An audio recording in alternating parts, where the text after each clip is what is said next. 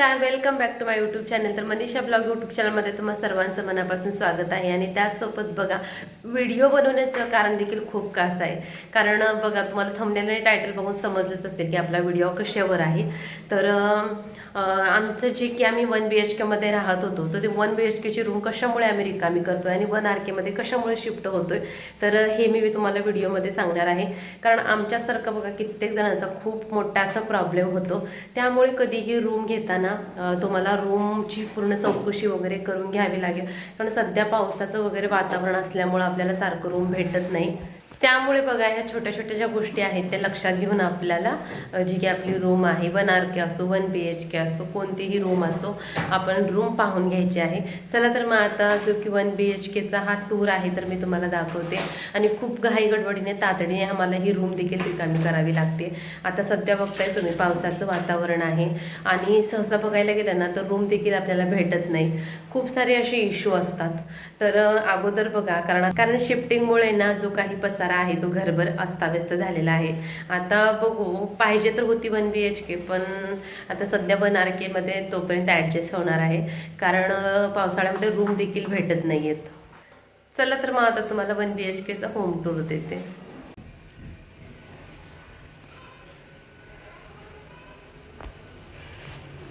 तर हा बघा, हा जो की आहे तो हा मेन डोअर आहे. तर बघा, रूम तर संपूर्ण अशी, रूम तर चांगली आहे. कारण पाहताना देखील पाहून घेतलेली होती आम्ही, पण आतमध्ये काही इश्यू असतील असं माहीत नव्हतं. आणि इथे बघा तुम्ही, रूम बऱ्यापैकी चांगली आहे. तर हा बघा, हा जो की आहे तर हा संपूर्ण हॉल आहे. आणि सगळ्यात महत्त्वाचं गोष्ट म्हणजे ना, इकडे आम्हाला कपडे वाळू घालायची देखील सोय नव्हती.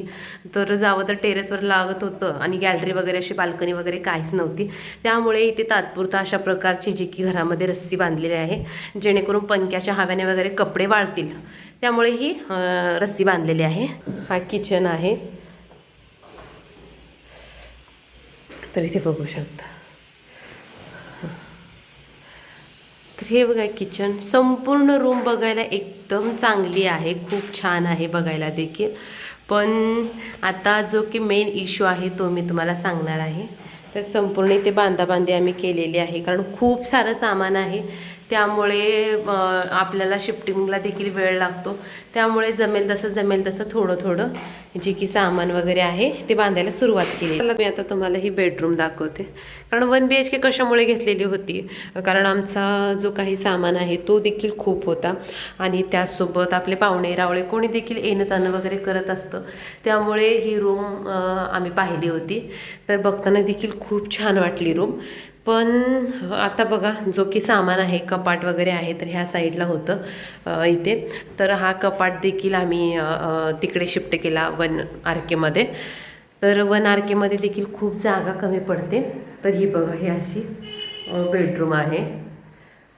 हां, तर शिफ्टिंग व्हायचं म्हणलं तर खूप असा कंटाळा येतो. कारण आपला पसारा असतो, जे की ओझं आहे ते देखील उचलायचं करायचं. त्यामुळे आपल्याला नकोसं वाटतं.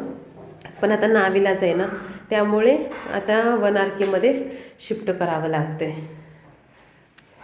तर 1 BHK ची होम टूर तर मी दाखवली तुम्हाला. रूम देखील खूप चांगली आहे पाहायला वगैरे. तर आता मेन प्रॉब्लेम काय आहे मी तुम्हाला तो दाखवते. चला, तर इथे बघू शकता तुम्ही. तर हा बघा, मेन प्रॉब्लेम हा आहे. कारण आता पावसाळा चालू आहे, तर संपूर्ण जी की ही रूम आहे ती संपूर्ण रूम लिकेज आहे.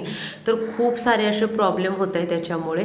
आणि ही जी काही संपूर्ण पोटमाळा आहे तो बघा पूर्ण इथे भिजल्यामुळे, पाण्यामुळे, तर त्यामुळे जो काही वरी पसारा आपण सामान ठेवणार होतं ते देखील आम्ही रिकामी केलं. आणि त्याच नंतर ना इथे पंख्याचं जी काही वायरिंग होतं ते देखील होतं, पण इथे ना नवीनच पंखा लावलेला होता. पण तो पंखा देखील पाण्याने संपूर्ण खराब झाला. आणि पूर्ण ना इथे देखील पाणी साचत होतं. आणि त्या घरमालकाने थोडंसं काम देखील करून दिलं. पण बाकीचं पण जे काही आहे ते चालूच आहे, लिकेजचा प्रॉब्लेम. कारण आम्हाला ह्या गोष्टींना आधी माहीतच नव्हत्या. आम्हाला रूम चांगली वाटली, त्यामुळे आम्ही ही रूम घेऊन टाकली. पण लिकेजचा जो प्रॉब्लेम आहे तो फक्त एकाच जागी नाही आहे, तर किचनमध्ये वगैरे इथे बघू शकता तुम्ही असं पाणी साचते आणि त्याच नंतर नाही ते पाणी वगैरे अशा प्रकारे साचून थांबत आहे. त्यामुळे असं काहीतरी ठेवलं की ते पाणी त्याच्यामध्ये पडतं. आणि सगळ्यात महत्त्वाचे म्हणजे ही जी स्टाईल आहे ना, तर ह्या स्टाईलला देखील असं पाणी स्टाईलमधून देखील पाणी येतं आणि ही एखादा मोठा पाऊस झाला ना तर संपूर्ण ही स्टाईल जी आहे ती देखील ओली होते. तर ही स्टाईल वगैरे पाण्याचं प्रमाण जास्त पाऊस झाला तर ही स्टाईल देखील ओली होते.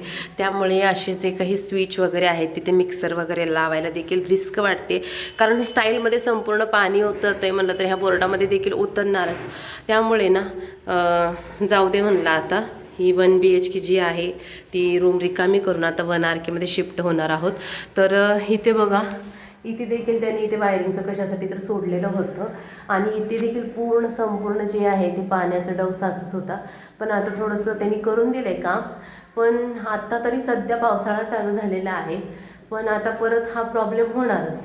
त्यामुळे हो काय इथे बघताय तुम्ही, हो का स्टाईलला संपूर्ण पाणी, स्टाईलला पूर्ण पाणी पाणी पाणी पूर्ण ओलावा, हो का हां हे बघ संपूर्ण ओलावा असा.